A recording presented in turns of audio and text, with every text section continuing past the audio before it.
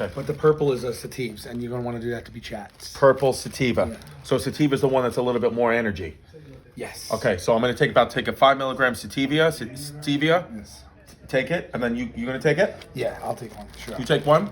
Chris and Eddy show is going to start about 15 minutes. I'm going to let it kick in. All right. You know what it is, babe?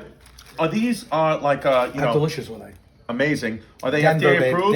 Denver. Oh, this is all on the up and up. Great. And what was the dose? It was 5. Oh, okay. But to be honest with you, I'm going to smoke a little as well. Okay, good. You know what? Because I want to give you guys an experience. So am I. Have 911 on deck. Oh, and we got brown sugar pie. Oh. I was gonna clean my room, but then I had babed. Ooh, I was gonna get up and find the broom, but then I had babed. My room is still messed up, and I know why. Why, man? Hey, cause I had babed. Because I had babed. Because I had babed. Wow, this is great. We're doing the Chris and Eddy show. Woo! And Sal Vulcano is my guest, my BFF for life. I took an edible, 5 millis. I'm fucking smacked. A milli. I'm eating brown sugar pie from the Pearl in Columbus, Ohio. Brown. No, that's not. Brown sugar. Another day. You know who that sings that? Hey, brown sugar. Led Zeppelin? I didn't even think you were going to take a guess that good. It's the Stones. The Stones. I also took an edible, and I also smoked a little bit, and I'll tell you right now. You feeling it? I was about to sing Wild Horses. I was about to go, brown sugar. And I'm like, that's not the song. Wild Horses is another Stones song. Brown sugar is better than white sugar. So this is not that unhealthy.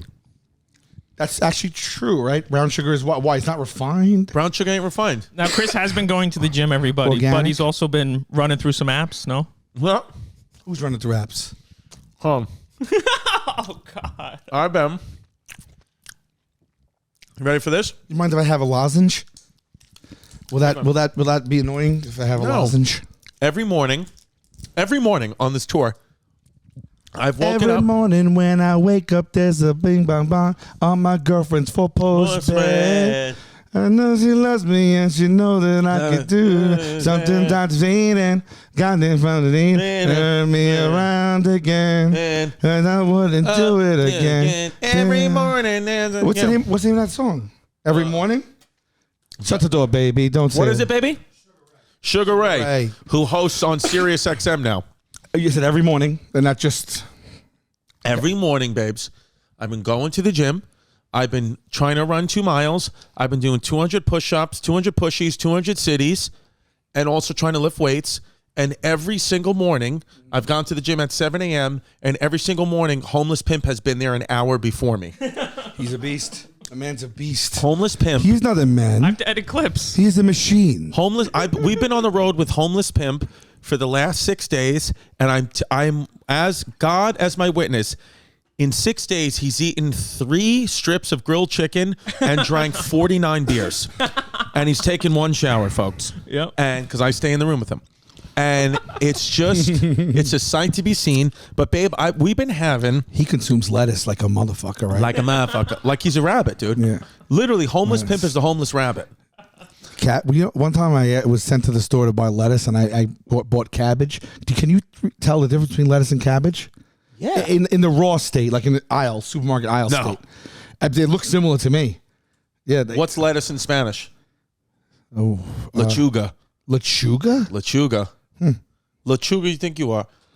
Cabbage and lettuce are both green vegetables that have many layers of leaves. However, cabbage is tougher and contains less water than lettuce does.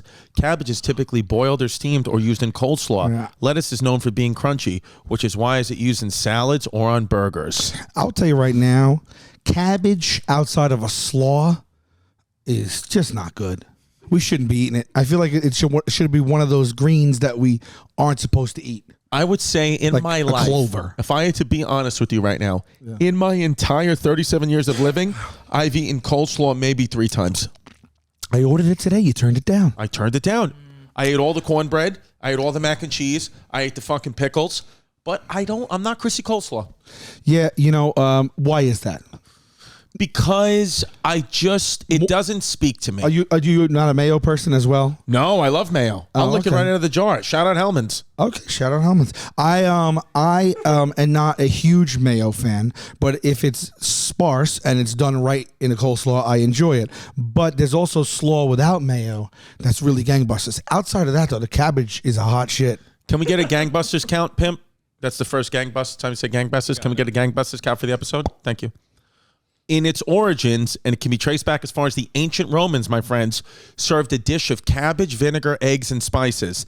The Dutch, who founded New York State, grew cabbage around the Hudson River that they used in a shredded cabbage salad they called koosla. Kool means cabbage, and sla is salad. Oh. Wow, cool. That means cabbage. When we say you're cool, we're really saying you're cabbage. Coolslaw. Coolslaw. Koosla. No, koosla. Koosla. Oh, But how does that even... what kind of weed was that? Because that edible, I tasted the weed in the edible. But right? But it wasn't gross, right? And then also the tart, the fruitness of it was really, really powerful. Right? It was honestly, I could have eaten 2 or 3 of them, and I've had Delicious. 3 vodka sodas. Yeah. So I am what we call samacked. Now, Sal, That's from... Pimp is getting skinnier as the show goes on. It's like the movie Thinner. by the end of it, he's gonna look like Pimp's fucking pants DJ genuinely- Qualls. Pimp, I've said it a million times, but the sunflower pants look like the coronavirus, and I want to vaccinate your pants. Can I put little masks all over the sunflowers? do it. But Sal, I did want to ask you, because we're on the Eddy show, what was your worst high? Oh, I've had many. No, but is there one that sticks out? Is there one where it's like you're just too paranoid, you're just freaking out? Yeah. There was two where I was like literally being like I like almost like crying, being like I would like this to end. When is this going to end? Well, can you give us background? Yeah. One time I was at my house. One time I was at my girlfriend's house. One time, when edibles were the Wild West, now they're regulated. They're, Okay. Obviously, and that edible you ate was from Denver. That's some good stuff. Anywho, Unbelievable. Now, did it travel legally here, or did it travel in your anal cavity? absolutely illegally. Nice. Nice. A Sal Vulcano anal cavity edible is what I ate. 5 Yes. mils. So, one time my friend, he's a great guy. He took drugs. We used to go to these clubs in the city, like, I mean, I can't believe I went to these places, but like Tunnel, Sound Factory, all that stuff. And my friend one time, he had drugs on him inside the club.